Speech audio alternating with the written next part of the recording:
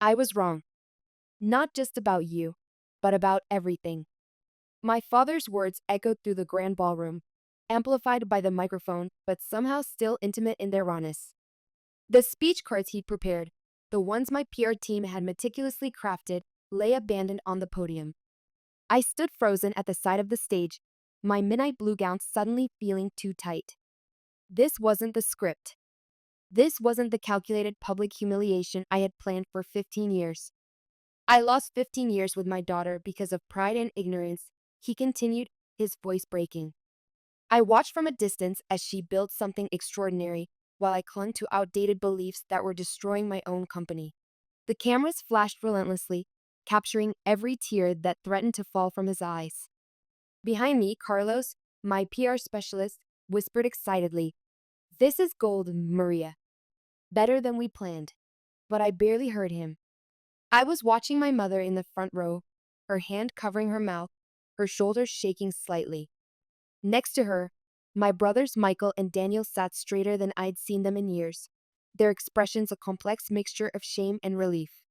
These scholarships, my father continued, gesturing to the screen behind him where 20 young Latina faces shone with promise. They're named after my wife, Elena, because while I was teaching our sons to lead, she was quietly showing our daughter how to revolutionize. The room erupted in applause. I should have felt triumphant. After all, this was revenge served exactly as I had planned it. My father humbled before the tech elite of Silicon Valley, my family forced to acknowledge my success. Instead, I felt something unexpected and far more terrifying. I felt hope, and that's when I realized this wasn't about revenge anymore. It was about something much more powerful and dangerous. 3 weeks earlier, the call came on a Tuesday, exactly 25 years after my father told me I wasn't worth the air I breathed. I was in the middle of a board meeting when my assistant slipped me a note. "Your mother's calling. Third time today." I glanced at the note, then surveyed the room full of executives hanging on my every word. My company's Q2 projections were impressive, even by Silicon Valley standards. We were discussing the integration of our newest AI platform when my past came calling. "We need to wrap this up," I told my executives, maintaining my composure despite the sudden tremor in my hands. "Send me the final projections by tomorrow morning." In my corner office, I stared at my mother's number on my phone screen. 25 years of silence, and now she was calling? Through the floor to ceiling windows, Silicon Valley stretched out before me, a kingdom I'd built while my family pretended I didn't exist. The irony wasn't lost on me. I controlled a technology empire worth billions, yet my stomach knotted at the thought of hearing my mother's voice. I picked up on the seventh ring. "Maria?" Her voice was smaller than I remembered, with an accent that had grown stronger in our years apart. "Mija, is that you?" "It's me." Mija. The Spanish term of endearment she hadn't used since I was a teenager felt like a jolt of electricity. I kept my tone neutral, professional. "We've been trying to reach you," she continued when I didn't respond. "Your father. He wants to talk." I almost laughed. 25 years of silence, and now he wants to talk. Things are different now. "We've seen you in the papers, on TV, your company, what you've built." She trailed off, probably remembering the day they kicked me out. I was 20 then. Dad had gathered everyone in the living room, Mom, my brothers Michael and Daniel. "No daughter of mine is going to waste time with computers," he had declared, his accent thickening with anger as it always did when he was upset. "You think Silicon Valley wants Mexican girls? You'll marry well. That's your purpose." I'd refused, packed my bags that night. "Maria?" Mom's voice pulled me back. "There's a family dinner on Friday. Please come." "Why should I?" "Because." She hesitated. "Your father's business. We're struggling. The recession, then the pandemic, and now. He needs my money. I finished for her. That's what this is about." "No. We want to make amends." "We were wrong, Maria. So wrong." I swiveled in my chair, catching my reflection in the window.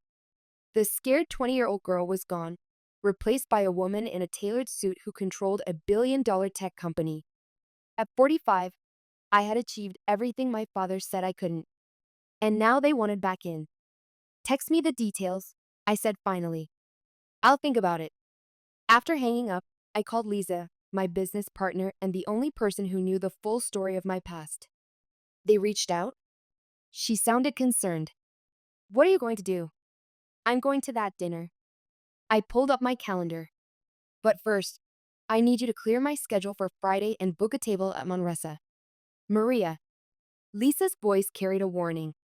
Don't do anything rash. Rash? No, I smiled, remembering how Dad used to parade my brothers around at business functions while I sat in the corner, invisible. I'm going to do something spectacular. That evening, I dug out an old photo album I kept locked in my desk. There I was, 12 years old, proudly showing Dad the computer program I'd written. He wasn't even looking at me. Next to it, a picture of Michael receiving a sports trophy, Dad beaming with pride. My phone buzzed. Mom's text with the dinner details. Your father says to dress appropriately, she added in a second message. I texted back. Change of plans. I'm hosting. Manresa Restaurant, 8 p.m. Tell Dad his precious sons can come too. Then I called Jason, my PR specialist. I need you to arrange something discreet. Photographers, carefully placed. Make sure they catch every moment. What's the angle? He asked. I thought about Dad's face when he realized his daughter now had the power to make or break him. About Mom's silent compliance all those years. About my brother's smirks when I was thrown out. Family reconciliation, I said. The prodigal daughter returns. But that's just the beginning. And the real story. I touched the photo of my 12-year-old self, tracing the hope in those eyes before it was crushed. The real story is revenge, but we're going to package it as redemption. The family reunion. Manresa's private dining room felt smaller with my family in it. Dad arrived first, of course. Punctuality was one of his obsessions, a remnant of his days as a young immigrant determined to prove himself more American than the Americans. His silver hair was thinner than I remembered, but his stance remained rigid, commanding. Maria. He extended his hand like we were closing a business deal. You look successful. I ignored his hand. 25 years will do that. Though I prepared myself, seeing him up close after so long was jarring. This was the man who had shaped my childhood with his contradictions, the same father who had proudly told neighbors his daughter was a genius with computers, yet privately insisted technology was not a woman's world. The immigrant craftsman who had built a respected furniture company through sheer determination, but couldn't see that same fire in his daughter. Your hands, I observed coolly. They're shaking. He quickly withdrew them, shoving them into his pockets. Parkinson's. Early stages. Something unexpected twisted in my chest, but I pushed it away. Sympathy had no place in tonight's agenda. Mom hurried in behind him, wringing her hands, a nervous habit I'd inherited and trained myself to break during my first round of investor pitches. She moved to hug me, then stopped, uncertain. Your hair? She said softly in Spanish. It's so elegant now. At 70, she looked both older and stronger than I'd expected. The Elena Rodriguez I remembered had been a quiet elementary school teacher who deferred to my father in all things. This woman had a different bearing, despite her nervousness. Michael and Daniel arrived together, both in expensive suits that couldn't quite hide their desperation. Michael's Rolex was probably his last status symbol, while Daniel's shoes were scuffed at the heels. I'd done my research. Michael's divorce had cost him, and Daniel's gambling had only gotten worse. Little sister, Michael said, forcing a smile. Finally decided to acknowledge your family. Funny, I replied, taking my seat at the head of the table. I was about to say the same thing. The waiter appeared with champagne, and I watched them squirm as I ordered the most expensive bottle. Dad's eye twitched. He knew exactly how much it cost. To family, I raised my glass. And perfect timing. Michael cleared his throat. Maria, about timing. Your company's incredible. Daniel interrupted, earning a glare from Dad. I mean, the Innovation Awards, the Forbes cover. The money? I added, making them all flinch. That's what you really want to discuss, isn't it? Dad set down his glass. We've made mistakes. Mistakes? I laugh. Is that what we're calling it now? Maria, Mom pleaded. We're trying. You're trying because you're desperate. I pulled out my tablet, sliding it across the table. Your company's hemorrhaging money, Dad. 3 failed projects in 2 years. The board's considering a vote of no confidence.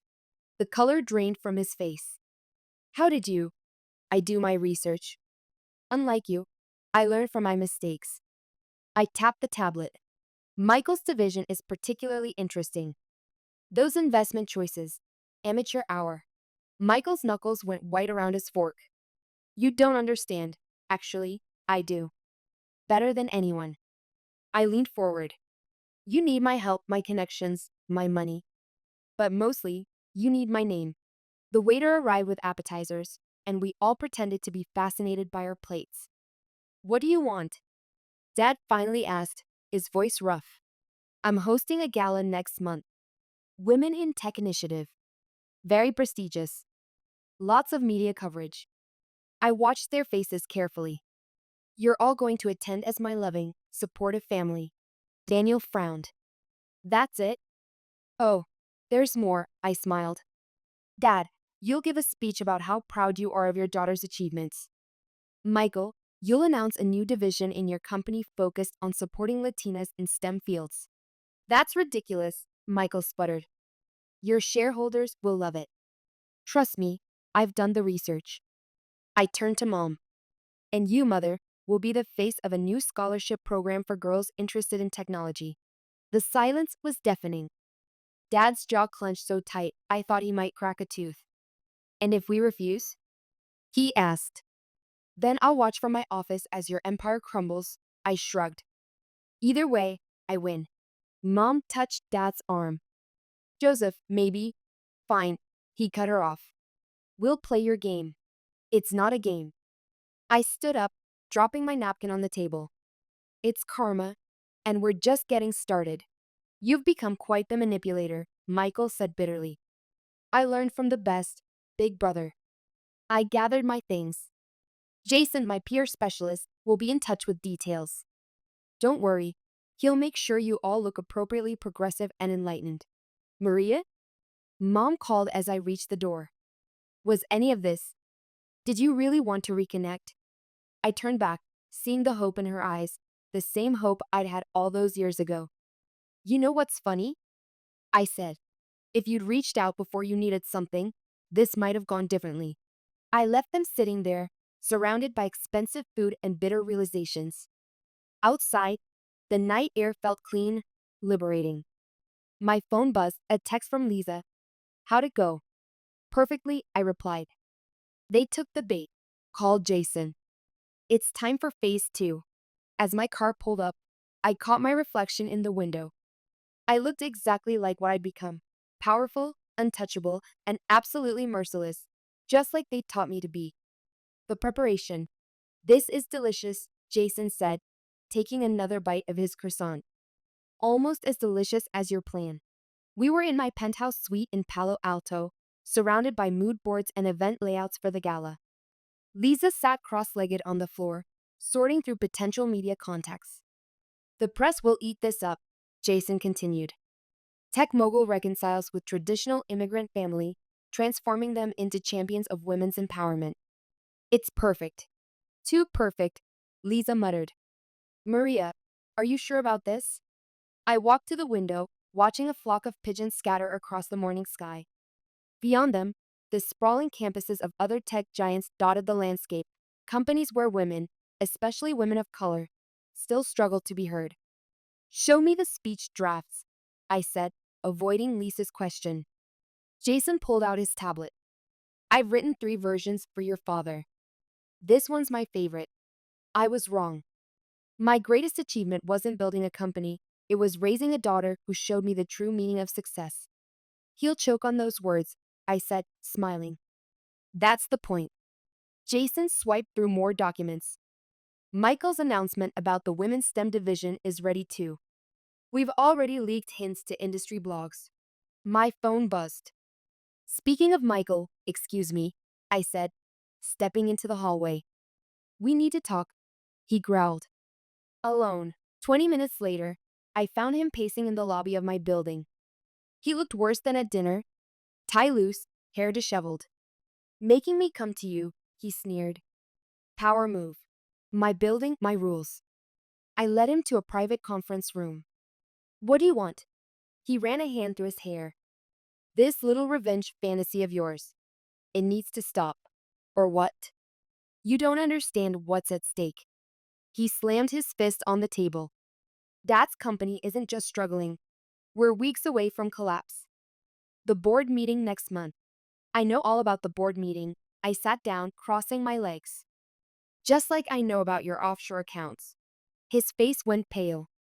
How did you? The same way I know about Daniel's gambling debts. The same way I know Mom's been secretly taking anti-anxiety medication for 20 years. I leaned forward. I did my homework, Michael.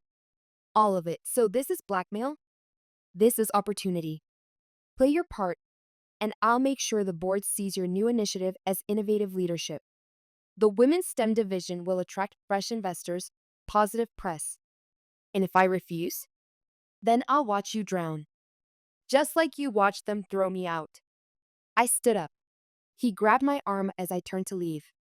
You were always the smart one, he said quietly. Even back then. I should have. I pulled away.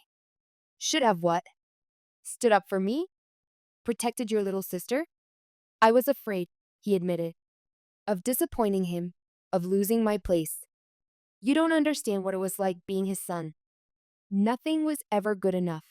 For a moment, I glimpsed the boy who'd taught me my first computer commands when Dad wasn't around, who'd snuck me programming books as birthday presents. Dad groomed me from childhood to take over, he continued. Stanford Business School, shadowing him at work since I was 14. When he caught me helping you with that coding project, Michael looked away. He said if I encouraged you, I was betraying the family legacy. Something shifted inside me, but I steeled myself against it. And now you're afraid of losing everything. My kids need me to succeed, Maria. Emily is applying to IMmerse next year. She's brilliant with computers, like you were. I don't want to fail her like I failed you. I straightened my jacket. Funny how life works out. Back in my office, Lisa and Jason were arguing over seating arrangements. The media needs clear sight lines, Jason insisted. Every camera should capture their faces when Maria announces the scholarship program. Speaking of which, Lisa interrupted as I entered. We need to talk about your mother. What about her? She called while you were gone. Wanted to meet for coffee. Lisa hesitated. She seemed different.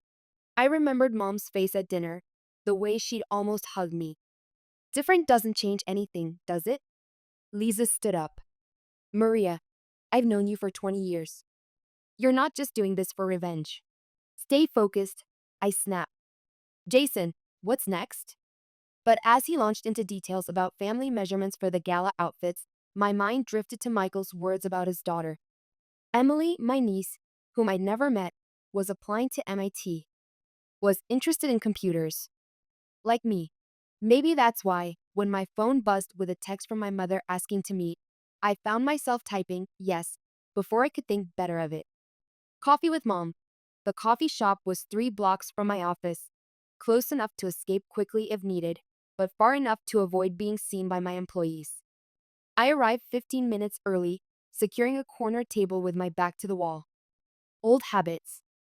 Mom arrived precisely on time, carrying a worn leather purse I recognized from my childhood. She spotted me immediately, her face lighting up with a mixture of hope and apprehension. You came, she said, sliding into the seat across from me. I'm still deciding if that was a mistake. She nodded, accepting this.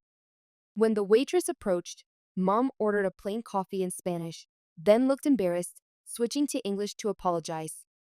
I ordered mine in Spanish deliberately, watching her surprise. You still speak it, she said softly. I run global operations, Mom. I speak 5 languages now. Of course. You always were the smartest. She stopped herself, perhaps realizing flattery wouldn't work. Instead, she reached into her purse and pulled out a worn folder. I brought something for you. I braced myself, expecting financial records, perhaps bank statements showing their desperation. Instead, she opened the folder to reveal a collection of newspaper clippings, magazine articles, and printouts. I kept everything, she said, her voice cracking. Every news article about you, every achievement. This one, she pointed to a yellowed Business Week clipping, was the first major mention of your company. I was shopping, and I saw your face on the cover. I bought every copy in the store. I flipped through the folder, speechless. There I was, from my first startup to my IPO, pictures, clippings, printouts from tech blogs. Some were tear-stained. Why are you showing me this? Because you need to know. Her hands trembled. All these years, I followed your journey. In silence, in shame, but I followed it. Like you followed in silence when Dad threw me out. Her shoulders sagged. I was weak. Every time your father dismissed you, I died inside. But I stayed silent for 25 years. No, Maria. She pulled out a small, dog-eared notebook and placed it between us.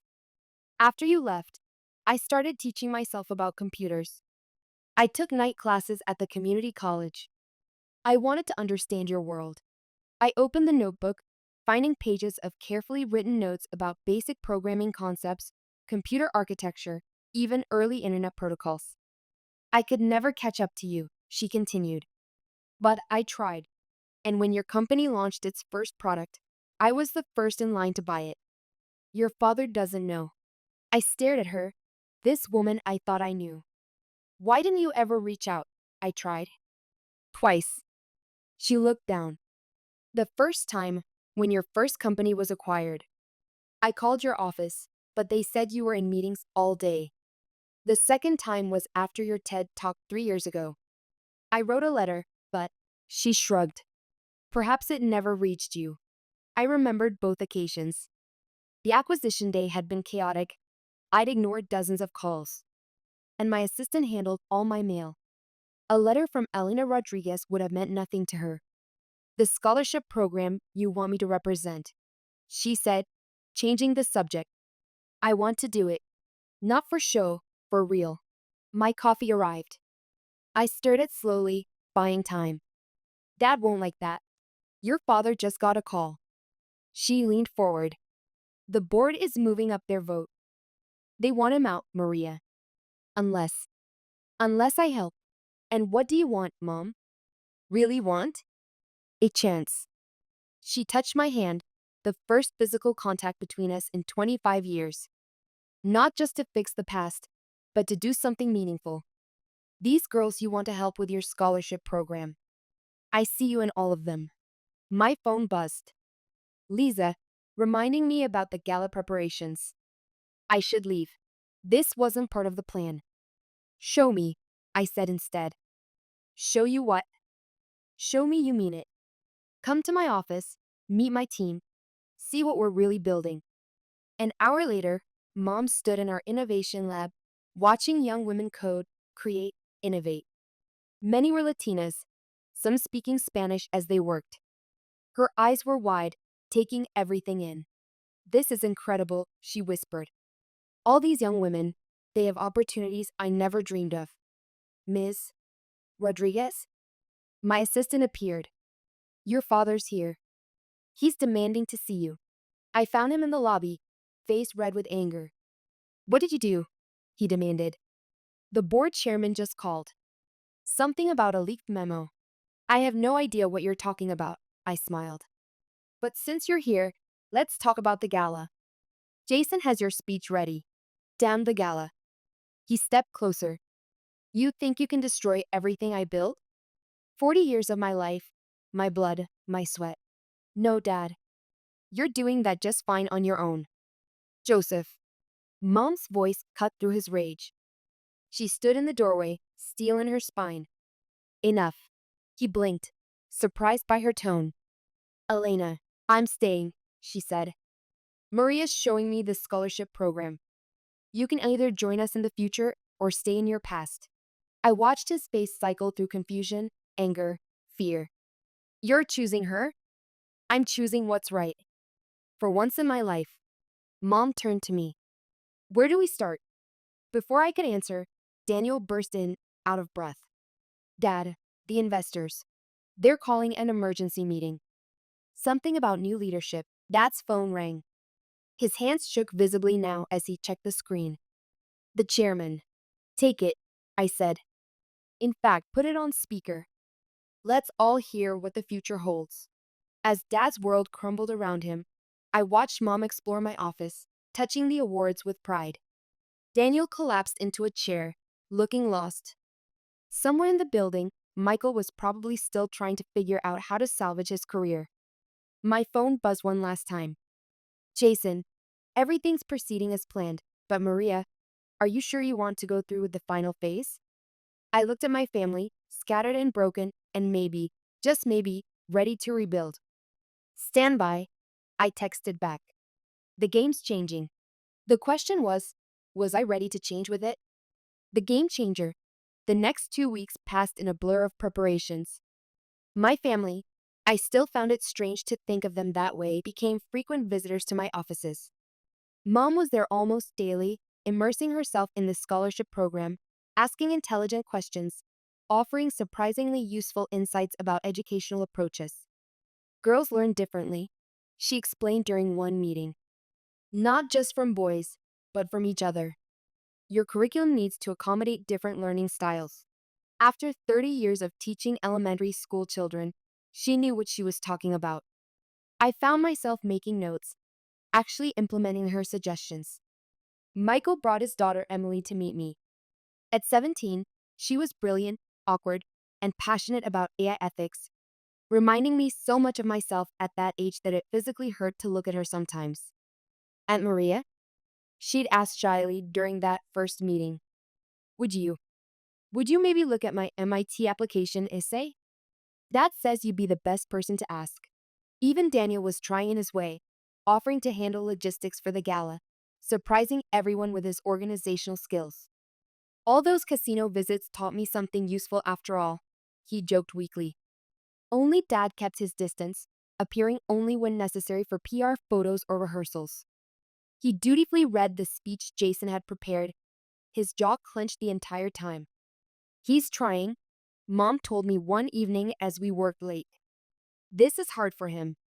His whole identity is wrapped up in that company, in being right, in being the patriarch everyone obeys. I'm not asking him to give up his identity, I said. Just to acknowledge mine.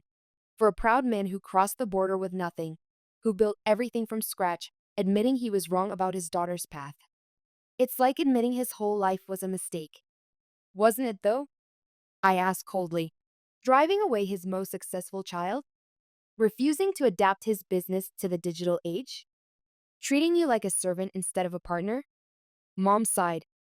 We all make choices, Maria. Some because we think they're right, some because we're too afraid to choose differently. She looked at me pointedly. Even you. What's that supposed to mean? This revenge plan of yours. Is it really what you want? Or are you too afraid to choose forgiveness because it feels like weakness? I had no answer for that. The night before the gala, I couldn't sleep. I stood at my penthouse window, looking out at the city lights, thinking about the carefully orchestrated humiliation I had planned for my family. Everything was in place, the photographers, the press releases, the speech Dad would give that would effectively end his career while appearing to celebrate mine. My phone buzzed. A text from Amanda, one of the scholarship candidates Mom had been mentoring. Mrs. Rodriguez showed us your first app design today. So cool to see where you started. Thanks for showing us it's okay to begin small. I frowned. My first app design? That was a crude sketch I'd made at 16, hidden in my childhood bedroom. How did Mom? Another buzz. This time from Michael. Emily's been coding nonstop since meeting you. She wants to build an app for teens struggling with mental health issues. Reminds me of someone else I knew once. And another from Lisa. Your mom took all the scholarship girls for ice cream after the rehearsal. They adore her, Maria. She's a natural mentor. I put down my phone, walked to my desk, and pulled out the old photo album again. This time, I looked past the images of my father's disappointment, focusing instead on details I'd never noticed before. Mom's hand on my shoulder in that science fair photo. Michael sneaking a proud glance at my computer science award. Even Daniel's awkward thumbs up in the background of a family Christmas picture where I was showing off my new laptop. Had they always been there in some way? These small gestures of support I'd been too hurt to see? I turned to the last page of the album, where I kept the notes for my revenge plan. The detailed schematics of my family's destruction, thinly veiled as reconciliation. Stand by for my signal, I texted Jason. There's been a change of plans. Back to present the gala. The gala buzzed with energy as Silicon Valley's elite mingled under crystal chandeliers. I stood at the entrance in my midnight blue gown, greeting guests while photographers captured every calculated smile. Your family's already inside, Jason whispered, appearing at my elbow. Your father's been practicing his speech. He actually looks nervous. Good. I smoothed my dress. Where's Mom? Talking to the scholarship candidates. She's a natural, Maria. Those girls adore her. I spotted Michael across the room, surprisingly at ease as he discussed the Women's STEM initiative with a group of investors. Daniel hovered nearby, actually paying attention for once. Miss Rodriguez? A young girl approached, maybe 17, clutching a tablet. I'm one of the scholarship finalists. I just wanted to say, you're why I started coding. My practiced smile faltered. She looked exactly like I had at that age, hungry for recognition, desperate to prove herself. What's your name? Amanda. She pulled up her project on the tablet. I developed this app for domestic violence survivors. It looks like a normal calculator, but it sends encrypted distress signals. I examined her code, impressed by its elegance. This is brilliant, Amanda. Your mother said the same thing. She beamed. She's been showing everyone my work. Before I could respond, the lights dimmed. Jason appeared again. It's time, Jason said. I took the stage, scanning the crowd. Hundreds of faces looked back, including my family's. Dad sat rigid in his chair, speech cards trembling slightly in his weathered craftsman's hands. Mom watched me with tears in her eyes, while my brothers tried to mask their anxiety. Welcome, I began. 25 years ago, I was told that women don't belong in tech, that our place was in the background, supporting men's dreams instead of chasing our own. The room fell silent. Today, we're changing that narrative. Not just through words, but through action. I gestured to the screen behind me, where images of young female coders appeared. Meet our future, 20 brilliant minds who will receive full scholarships to pursue their tech dreams. Applause erupted. I caught Amanda's radiant smile in the crowd. But first, I continued. Someone else wants to share their journey of transformation. I turned toward my father. Joseph Rodriguez. He stood slowly, straightening his tie. The cameras turned to him as he approached the podium. This was it. The moment I had planned for 25 years. Everything in my life had led to this point, watching my father humiliate himself in front of the tech elite, reading the script I had written for him, acknowledging his failure while I basked in success. He cleared his throat, looked down at his cards, and then, in a gesture that made my heart stop, set them aside. I had a speech prepared, he said, his voice rough, his accent stronger than usual, about progress and change. But watching my daughter tonight, seeing these young women's potential, he turned to me. Maria, I was wrong. Not just about you, but about everything. The room held its breath. This wasn't the scripted speech Jason had prepared. I lost 25 years with my daughter because of pride and ignorance. I watched from a distance as she built something extraordinary, while I clung to outdated beliefs that were destroying my own company. Mom reached for Michael's hand. Daniel wiped his eyes. When I came to this country at 19, Dad continued, his voice breaking, I had nothing but my hands and my determination. I built furniture because it was something real, something I could touch. I didn't understand Maria's world of code and algorithms. I was afraid of what I didn't understand. He looked directly at me now, his eyes wet. Tonight isn't about saving my business. It's about saving our future. These scholarships, they're named after my wife, Elena, because while I was teaching our sons to lead, She was quietly showing our daughter how to revolutionize. The cameras flashed as Mom joined us on stage, followed by my brothers. Dad turned to me, his hands shaking not just from Parkinson's now. "I don't deserve forgiveness," he said, "but I'm asking for a chance to support the vision you've built, not as your superior, but as a father who finally sees his daughter's brilliance." The applause was deafening. Jason gave me a thumbs up from the side of the stage. This was better than anything we'd planned, because it was real. "The Ina Rodriguez Scholarship Fund," I announced, my voice steadied despite my racing heart, "will ensure that no other girl hears no when she should hear fly." Amanda and the other candidates joined us on stage. Mom hugged each one, whispering encouragement. Michael shook their hands, looking genuinely impressed. Even Daniel engaged, asking about their projects with real interest. As the evening wound down, I found myself alone with Dad on the balcony. "Did you mean it?" I asked. "Every word." He stared at the city lights. "The board voted this morning. I'm stepping down as CEO. I know. They want you to take over. Not because you're my daughter, but because you're better than I ever was." He turned to me, and for the first time, I noticed how much we looked alike, the same determined jaw, the same analytical eyes. I was so focused on preserving traditions that I couldn't see the future. You saw it clearly, even as a child. Inside, I could hear Mom laughing with the scholarship recipients. Michael was exchanging contact information with investors. Daniel was actually taking notes. "The company needs new leadership," Dad said. "It needs you." I looked at him, really looked at him, and saw something I'd never seen before: respect. But also vulnerability, fear, the humanity behind the patriarch's mask. "We'll talk," I said finally. "After all, I have some ideas about modernizing the family business." I hesitated, then added, "Ideas that combine digital technology with traditional craftsmanship. Your artistry with my innovation." He smiled, and for the first time in 25 years, it reached his eyes. "The aftermath. Your father's speech is trending worldwide," Jason announced the next morning, scrolling through his phone. "The video has over 10 million views. Rodriguez transformation is the top hashtag." We were in the aftermath meeting, reviewing the gala's impact.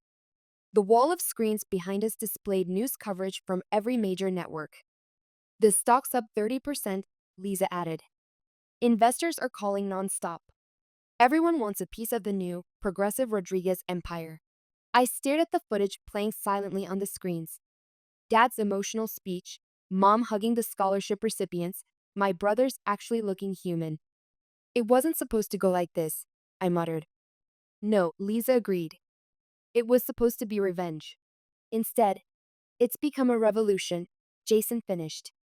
Speaking of which, Time magazine wants to do a cover story. "The family that changed Silicon Valley." My phone buzzed. "Michael." "Excuse me," I said, stepping out. I found him in the company's lobby, looking up at the massive digital wall displaying our stock price. "Remember when Dad used to say women couldn't understand finance?" He gestured at the climbing numbers. "Guess he was wrong about that too. Among other things." I crossed my arms. "What do you want, Michael?" "The board approved your leadership proposal." He handed me a folder. "Dad's stepping down next month. They want you as CEO, me as coup, and get this. They want Mom to head the foundation. And you're okay with that? Working under your little sister?" He laughed, but there was no bitterness in it. "I saw the code those scholarship girls wrote. They're better than I'll ever be. Just like you always were." He paused. "Besides, Emily would never forgive me if I didn't support this. She's already applied for an internship at our company." "What about Daniel?" "He's actually meeting with Amanda right now. She's helping him develop an app for gambling addiction recovery." Before I could respond, Mom burst in, practically glowing. "Maria, the foundation just received $1 million donation. Anonymous, but..." She hesitated. "It's from your father. He sold his collector cars and that vacation house in Napa." I sat down hard on a nearby chair. This wasn't how revenge was supposed to feel. "There's more," Michael said. "Show her, Mom." She pulled up a video on her tablet. Dad was being interviewed on a major news network. My daughter taught me that true legacy isn't about maintaining old power structures, he was saying. It's about embracing change, acknowledging mistakes, and working to create a better future. And your company's new direction? The interviewer asked, is exactly what it should have been 25 years ago. Following Maria's vision. She saw the future while I was stuck in the past. Now it's time for me to step aside and let her lead. I turned off the tablet. This doesn't fix everything. No, Mom agreed. But it's a start. She touched my arm. The girls from the scholarship program. They're asking if you'll mentor them. I don't know if They need you, she interrupted. Like I needed you. To show us all how to be stronger. My phone buzzed again. Jason, with urgent news. The headlines flashed across my screen. Tech giant announces historic all-female board. Silicon Valley's gender revolution begins. Maria. Lisa appeared, looking worried. There's something you need to see. She led us to the conference room, where the news was playing on the big screen. A group of female tech CEOs was announcing a partnership with our foundation. They were pledging billions to support women in tech. This is bigger than us now, Michael said quietly. Dad appeared in the doorway, looking uncertain. The press is asking for a family statement. All of us together. I looked at my family, really looked at them.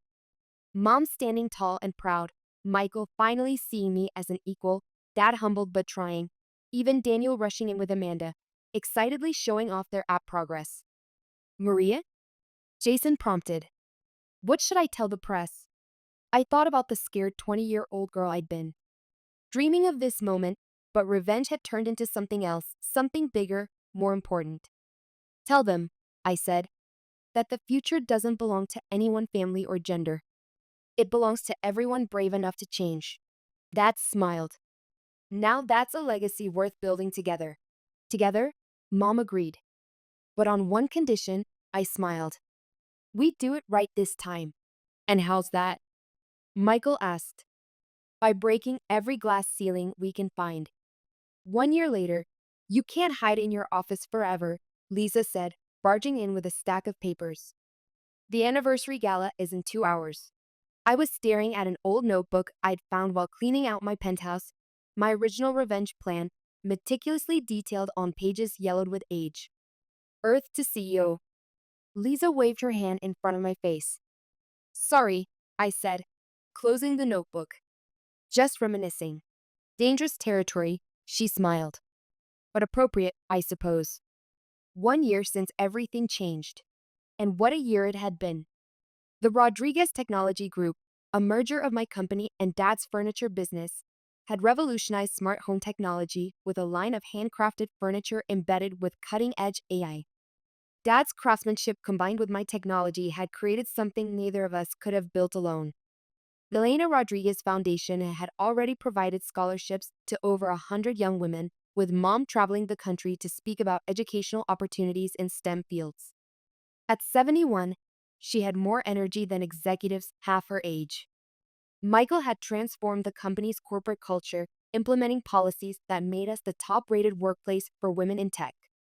His daughter Emily was now leading our summer internship program while studying computer science at MIT. Even Daniel had found his place, running our addiction recovery technology division, developing apps that had already helped thousands. Maria. Amanda burst in, her eyes bright. Sorry to interrupt, but you have to see this. She pulled up a video on her tablet. A teenage girl was speaking at a tech conference, wearing a t-shirt with my face on it. Maria Rodriguez showed us that we don't need anyone's permission to change the world, the girl was saying. My dad used to tell me tech wasn't for girls. Now he's helping me build my startup. That's the 5th speech like this week, Amanda beamed. You're starting a movement. My phone buzzed. A text from Dad. Conference room. Something important to show you. In the conference room, I found my entire family gathered around a large wooden crate. Dad stood beside it, looking nervous but proud. What's this? I asked. Open it, he said simply. Inside was a handcrafted wooden desk, more beautiful than anything I'd ever seen. Intricate carvings decorated its surface, binary code intertwined with traditional Mexican patterns. I made it myself, Dad said, his hands trembling slightly from his advancing Parkinson's. Old skills, new design. For your office. I ran my fingers over the smooth surface, noticing a small panel built into the side. When I pressed it, the desk transformed, sections moving to reveal hidden compartments, integrated charging stations, and a holographic display. Michael and Daniel helped with the technology, Dad explained. But the design, that was all me and your mother. It's beautiful, I whispered. Look underneath, Mom urged. I knelt down to find an inscription carved into the wood. To Maria, who taught us all to build a better future. With love, your family. It's for the anniversary, Dad said. 1 year since you saved us. Since you chose to build rather than destroy. I thought about the revenge plan notebook sitting in my desk drawer upstairs. How close I had come to choosing a different path. No, Dad, I said. 1 year since we saved each other. As we headed to the gala that evening, I watched my family walk ahead of me. This imperfect, complicated, stubborn family that had hurt me deeply but was now part of something transformative. Mom turned back. Are you coming, Maija? The future is waiting. I smiled, thinking of all the girls who would never have to plan revenge because they'd be too busy planning their futures. Yes, I said.